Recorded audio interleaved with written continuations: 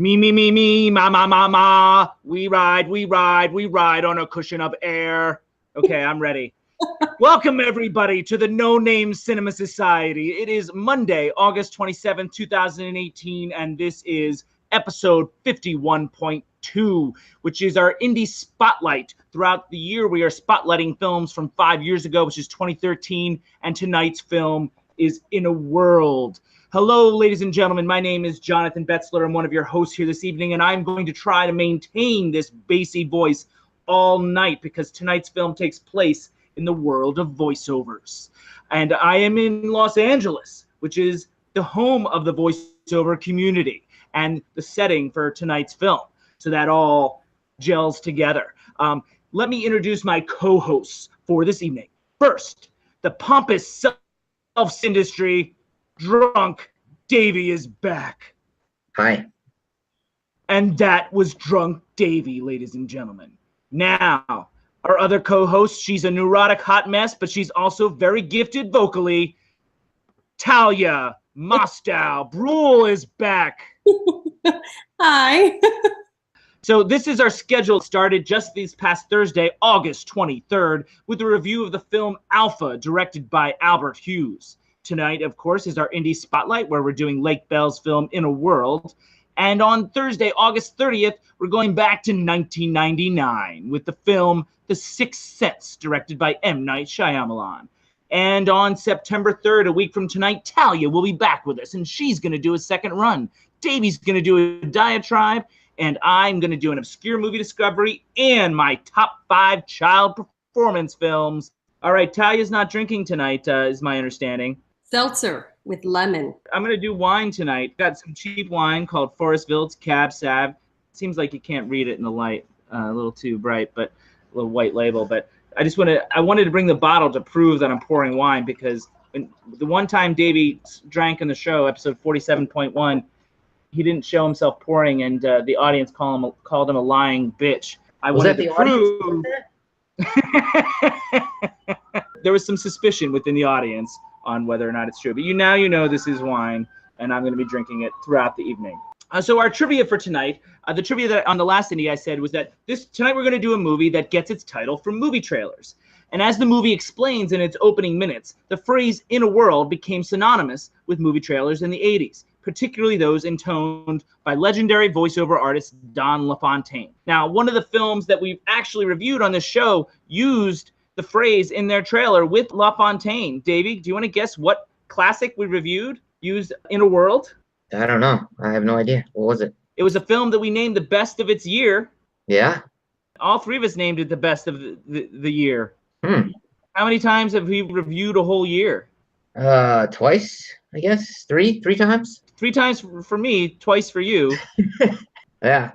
Was it Goodfellas? Goodfellas? Goodfellas is correct. We all named it the best film of 1990. The phrase in Goodfellas at the very end of the trailer says, "In a world that's powered by violence on the streets, where the violent have power, a new generation carries on an old tradition."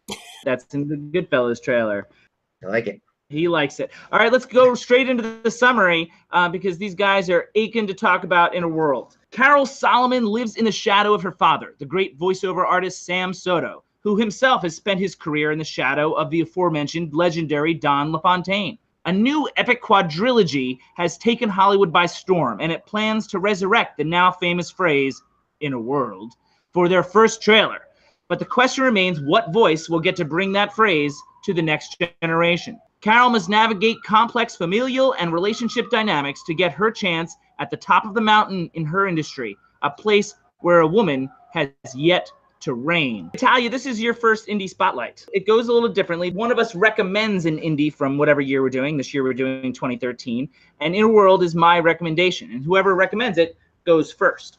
And this is only the 5th indie from 2013 that I've recommended, and only the 5th one we've done so far. And since I tend to do these films in my original preferential order, we've already reached a bit of a drop of quality. Now, while In a World is a little flawed and may not hold up under No Name Cinema Society scrutiny, I do really enjoy it. It's very charming and fun. Part of the charm comes from the outstanding ensemble, rife with some of the best and underutilized comic talent around, including Fred Melamed, Dimitri Martin, Michaela Watkins, Rob Kadri, Nick Offerman, Tig Notaro, and Ken Marino. The ensemble is, of course, led by writer, director, and star Lake Bell, who shows off her equally undervalued, strong comic sensibilities in her interpretation of Carol Solomon, which is simultaneously funny and real, getting the laughs from situations and people that are recognizable in our own lives. Thalia, you had told me off camera last time that you had seen this film before. Yes.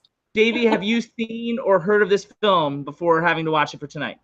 I feel like I had heard of it, but I had not seen it. Davie is the king of opening thoughts because he's monosyllabic. Let's see what he has to say.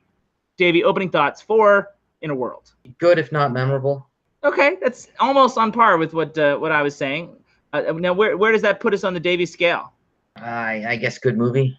Good movie. Talia's very eager to tell me her opening thought.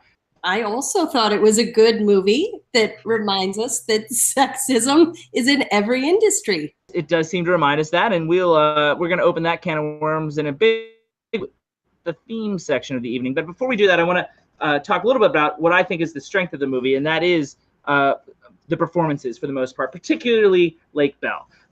Now, she's come up on the show before in a film that Davie liked, which we talked on a couple different sound-offs, called No Escape, which is far cry from this film. Wouldn't you say, Davie? Yeah, they're a bit different. So a lot of people that have seen that film might not know that Lake Bell had this in her repertoire. Now, like Britt Marling in The Sound of My Voice and Zoe Kazan in Ruby Sparks, Miss Bell created this role around her gifts and abilities, and the result is a masterpiece of a comic performance.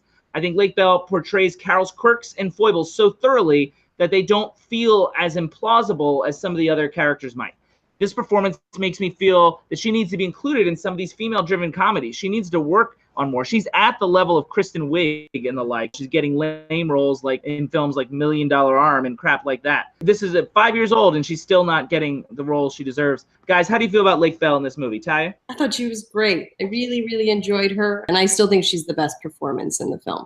I definitely agree with that, and we'll talk about some of the other performances in the ensemble momentarily, but Davie? No, I thought she was great. I thought it was a great comedic performance. Let's talk about some of the other performances. I do want to talk about Fred Melamed a little bit because he's one of those character actors that we've started to spotlight on some sound-offs on our new character actor spotlight segment. Melamed is a guy you've seen before in 1,000 things, including New Girl, if you guys are a fan of that. He's on television. He's in movies. He's mostly good in this movie because he's perfect for the role. However, his limitations as an actor are clear in certain moments that the editor cleverly minimized so it doesn't hurt the movie too much. As good as he is in most of the movie, he missed some opportunities to flesh out the character. The playboy aspect of the character didn't ring true. He actually seemed uncomfortable to me saying some of those lines. The character arc, he's the one that has the arc, really, even though it felt like a small arc and incomplete. Even those moments felt a little disingenuous. He's good as the voiceover guy. His voice is obviously amazing. It's a role that fits him like a glove, but anything outside of the two-dimensionality of the character, he has trouble navigating. And it almost feels like they cut around him to some degree. He's good at what he does, and there's a reason he's worked in the industry for 30 years. Davie, anything on Fred Melamed, who plays Sam Soto? Yeah, I mean, I thought he, especially when he was doing like the piggish male and the real sexist stuff. That I thought that in fact that I think as this movie as a whole is best when it's poking fun at the patriarchy, and I thought he did that really well. The one scene where they're really just laying it on thick, I thought was hilarious. Thalia, Fred Melamed. Yeah, I think the weakest moments were the ones where he had to be emotional. He runs out of the theater and then he's in the closet and the crying. I didn't buy any of that. And I think that scene was saved by his young girlfriend. I agree with every word you just said. Well done there. It's good to have somebody on the show that makes some sense every now and then. Put your director hat on for a minute here. Would you have at least had him try to do that believably? Maybe they did and they just didn't like it. So they went with the hammed up. Yes. I would try, but I mean, it seemed in keeping with Lake Bell's vision. We'll get to that when we do talk about direction. Before we do that, I want to pick out another member of the ensemble, and I'll give you guys the opportunity to do the same because it's such a large cast. But for me, out of all the ensemble, it's Dimitri Martin who stands out here. He's charming, he's sweet. His nervous anxiety felt very honest. Even though he's a stand-up, I feel like he's shined in every role I've seen him in. Guys, do you have a member of the ensemble that you guys really thought stood out, Thalia? Jamie, Alexandra Holden. That was a great moment for her. Maybe she was underutilized even. Story-wise, she seemed just right utilized. Actor-wise, maybe. The amounts of Janie in the story seemed right about perfect. Or Jamie. Davey, do you have one that you liked? I was going to say Dimitri Martin. We're in agreement. August 27th, 2018. Mark it down. Every once in a while, you get one right, man. What were you going to say about him? Nervousness and the awkwardness and shyness. I thought he just hit it out of the park. I think I enjoyed every performance, and I think for the most part, they were really pretty full. Let's get back to that. I'll have to ask you what you mean by that. Before we do that, I want to quickly talk about some of the direction because Davey was asking about it. She sets a very specific tone here that I think is interesting. It's very light and breezy, which basically minimizes pretty much all conflict. A lot of the moments in the film, even the subplot of the affair, could have been very weighty, and they really just aren't. Which there's a certain charm to creating a vision of LA that's somewhat familiar, filled with mostly charming people that you'd almost like to have a beer with. So, I mean, I feel like to Talia's point, I don't know what she means by full, but I feel like everyone's likable for the most part. Even the successful, selfish characters can be charming when they want to be. There's villains, but there's really not in the movie, you know?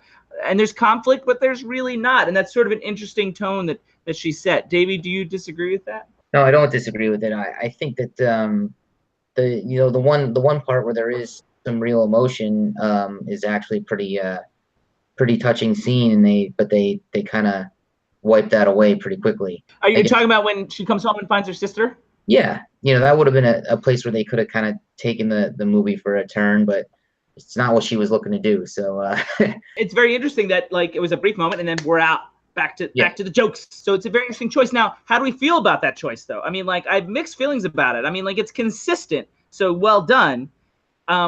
Should this movie have been weightier? Would it have been more impactful?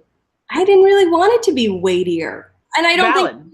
Weightless either. I think like that's what I meant about full characters, like even Ken Marino, right, who is the villain. Like when there's something about that special room that he has, right, that I don't know, that's appealing and gives him a little bit of shape, a different side of him, and it is endearing in a weird way. And so I don't think the movie is without weight. I think it maybe was just exactly what she wanted it to be. To be honest, I wasn't sure about the answer. I was more interested. It's a curious choice to almost steer away from anything too weighty, like almost consciously.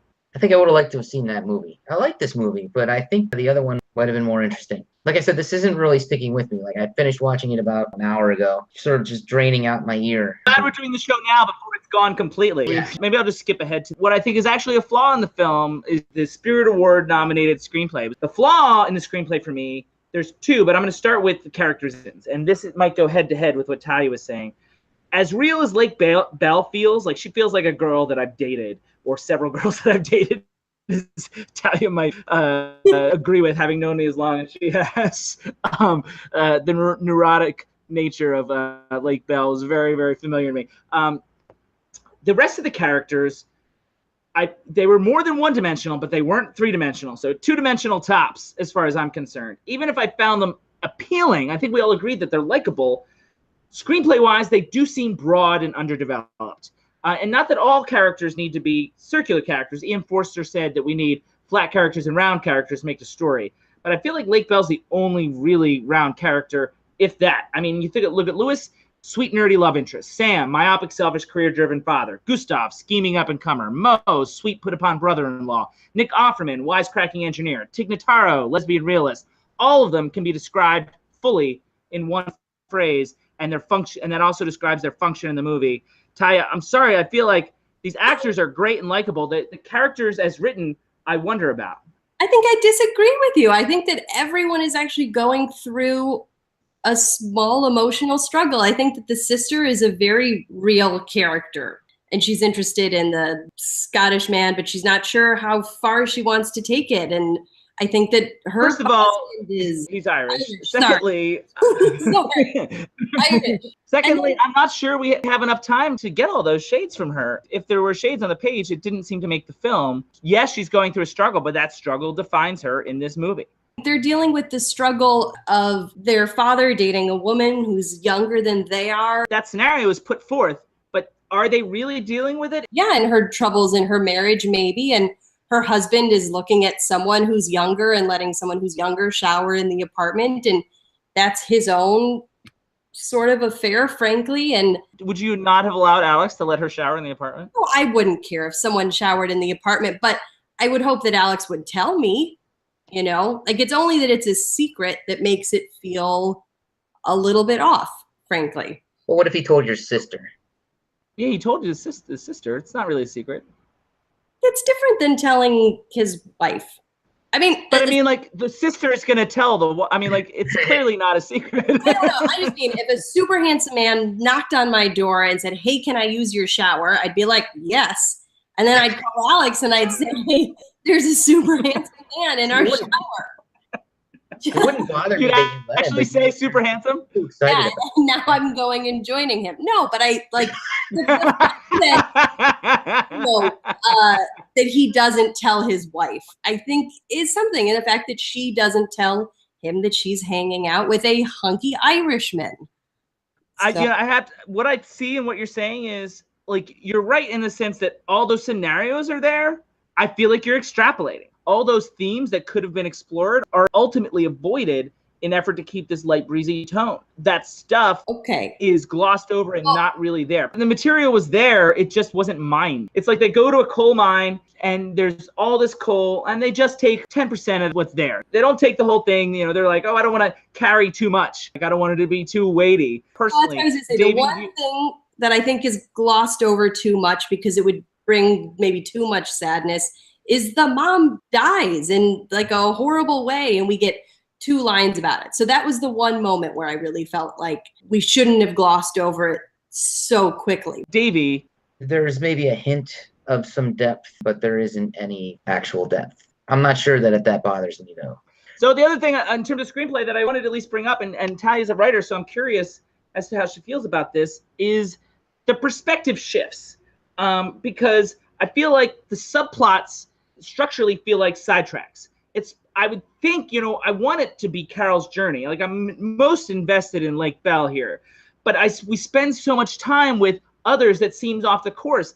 I mean, like the one emotional moment that Davie mentioned in the movie was involved the sister's marriage, even the father's marriage, the subplot with Demetri Martin's assistant, which is a lark. We should never in this story be inside Demetri Martin's apartment dealing with some other woman. Like, that doesn't really push the story forward, Carol's story. Structurally, it feels like a misstep. I see what you're saying. I like the story to kind of branch off every now and then, or else it just seems too canned, too written. But you see how, like, perspective-wise, we're all of a sudden in his journey, and then we're on Michaela Watkins' journey. And I love Michaela Watkins, too. I mean, this is our second Michaela Watkins movie this year, second indie with her, because she was in Afternoon Delight as well. Thalia, you're going to tell me I'm wrong.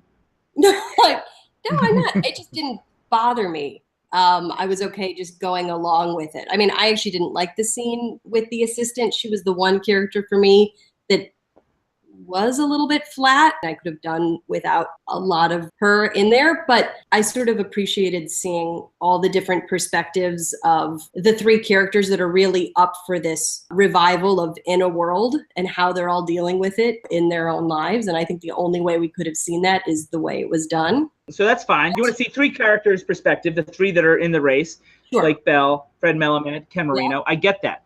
Then why are we seeing insight into the marriage of Michaela Watkins and Rob Kadri? Why are we seeing Demetri Martin's failed date? It feels off track. You know what I mean? Like, you're a writer. Like, these things need momentum. I agree. The romantic story that I liked the most was the sister and her husband finding their way back together through the help of the sandwich bar. I guess I enjoyed that story enough that I was okay taking a trip there every once in a while. And again, like, I don't think it was structurally correct, and it's maybe not how I would have written it, but I think it was enjoyable, really. Like overall for me, this was an enjoyable movie, and all of those little scenes had something to offer. In fairness, I started out by saying, by using that very word, enjoyable, because I feel like that's the best way to describe this movie. Because then if you look about it structurally as well, what is Carol's arc? She achieves some success, but it's really, as I mentioned earlier, her dad's arc in learning to accept her as an equal in spite of her gender. Carol just sort of stumbles onto this situation. Right. She does not seem to grow at all. And there's an opportunity there, and that's the most frustrating part. And this might segue into the T word, but perhaps if Carol were to struggle with the confidence to take on the big boys, like maybe at first she didn't want to challenge her father. She didn't think she was good enough. That aspect wasn't really a part of this. We could have seen her grow to have that confidence, to take the chance. As a leading character, the way it's depicted now, she more or less drifts and gets lucky in true Gumpian fashion. And I feel like that's a mistake in the terms of the screenplay. And the screenplay itself kind of drifts as well. That hurts to me. It could have been better. That is a frustration for me. So Thalia, you're nodding a little bit. She was not a particularly motivated character. And we sort of watch her get lucky. I think that's what Geena Davis points out at the end when they're in the bathroom. You weren't the best person, but you were the right person. And I'm glad that was addressed, because otherwise it just seemed like she had this one lucky day in her whole career. Yeah. At the same time, even with that Geena Davis moment in there, she still could have struggled with, sometimes women feel like because no one's done it before that they can't, you know what I mean? Or they shouldn't try, or they, you know what I mean? Like it takes some balls to break the glass ceiling. And the journey could have been really evocative. I don't think she's necessarily insecure. I know that, but in terms of a character arc, that is one possibility, and also been inspiring potentially. You're sort of lumping women together and saying that we all function in a similar way. I'm not saying that that's the case at all. I'm talking about dramaturgy.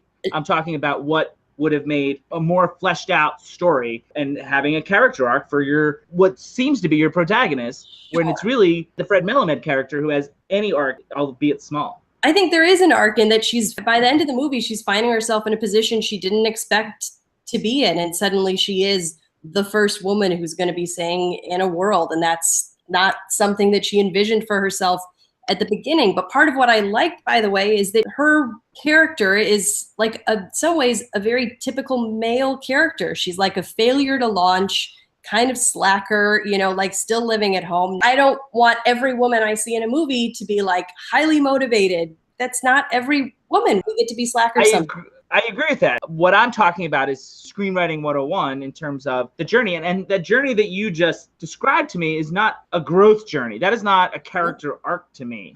That is things that happen to a character, not that she necessarily evolved as we're taught to make characters do when we're writing screenplays. And I'm not saying there's only one way to write screenplays. It did feel like it could have used some of that. I've been ignoring Davie here for a while, so. I don't think she undergoes that big of a change, because she does end up kind of doing the same stuff at the end with the voice lessons. But to be fair, that tracks for me. Like, I buy that, like, realistically.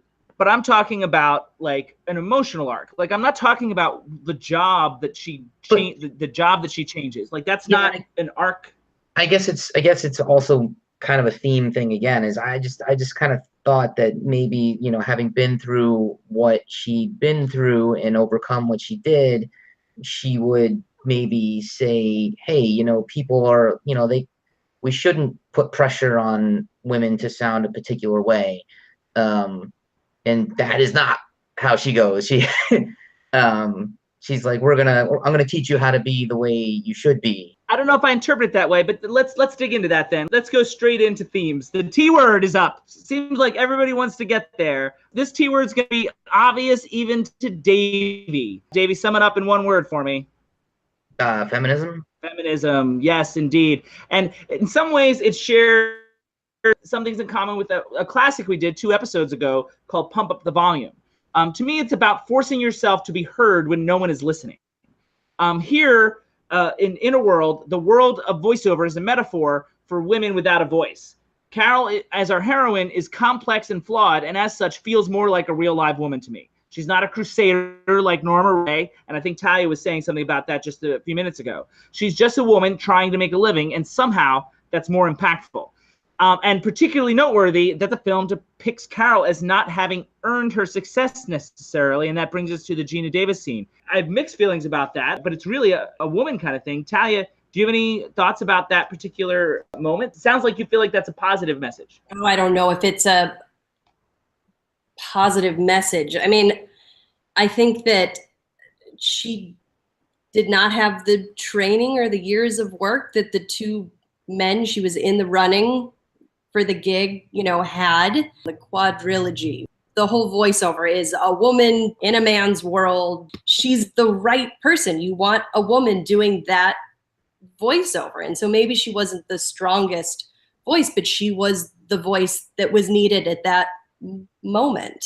Yes, that's true of the Amazon games. You must have a woman doing that. It's almost too obvious. Also, the suggestion to me was, and I'm not saying this is a wrong thing, women should be helping other women, promoting other women, even if they don't have the qualifications yet for whatever they're doing. I believe in that, yeah. But is there a subsect of the feminist community that wants to earn the positions? You can't earn the position if you haven't been given the opportunities. You have to start somewhere. Okay. So women have never been given this opportunity to do this kind of voice over work. There's no way she could be as qualified as her father or as Gustav. I don't really look at it as a qualifications issue. The reason I don't like that scene is because it might have made sense had Lake Bell been on this soapbox throughout the film, and then to kind of bang the other side of the argument into her head. But I feel like the movie, that scene is almost the purpose of it is to really hammer home that there isn't a message. There's no agenda here. I disagree. My interpretation is that there is an agenda. It is we need to support more women in these positions, and I'm going to put a woman in this position even if she wasn't the best. And I also think the secondary subtext of the message of the Gina Davis scene is she's telling Lake Bell, get better, because Yes. I'm giving you this chance. Here's a big responsibility. Yeah, she hasn't been a very responsible character, and Gina Davis is basically saying, step up. We don't get to hear a whole lot of the other tapes, but having her just win it on the merits, I don't know. I guess that's just it's not how it went, so that's fine. I think it would have been more interesting that way, just because, hey, once you give her a chance, she wins. I think that's off point. I think that's exactly not the point that it's trying to make. I understand that, but it's a point that's made in one scene. Up until then, the point was up in the air. It's about women helping women ultimately, and that's why she stays in her job as a vocal coach. She could just do voiceover work, but she decides, I think, that she's going to keep coaching.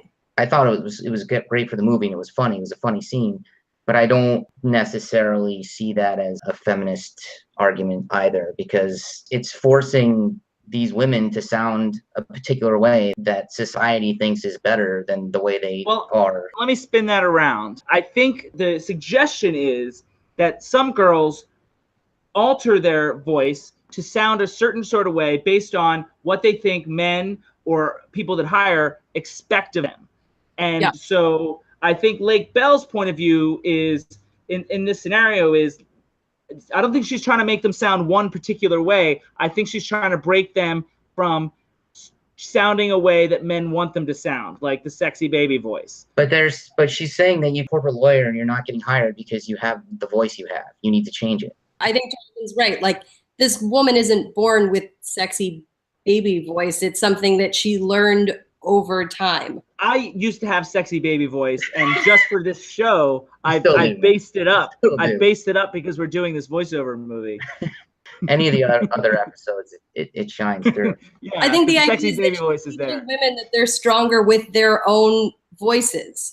Yes, and that's what I started by the theme, the T word by saying it's about women that aren't being heard. The whole voiceover thing is about a metaphor for not being heard, I think. That's what she says in the lesson, right? She says, who's ready to be heard? You can't be heard when you're putting on a voice for a man. You can only be heard when you're in your own voice, and putting on a sexy baby voice is for someone else. If that's the affectation, then that's no good either. To me, it came off as a bit preachy. That's a different thing altogether. If it's heavy-handed. I'm not looking to avoid the message. I feel like there wasn't one where there could have been. Feminist theme could have been stronger, and I think they took some shots at it at the end to kind of weaken it.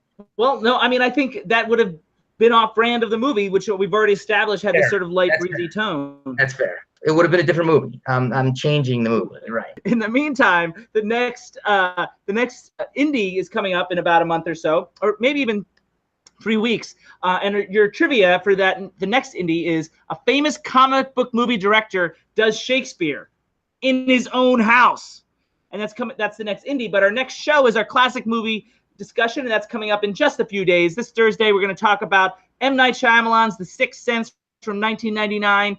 and we'll see you then. In the meantime, this meeting of the No Name Cinema Society is adjourned.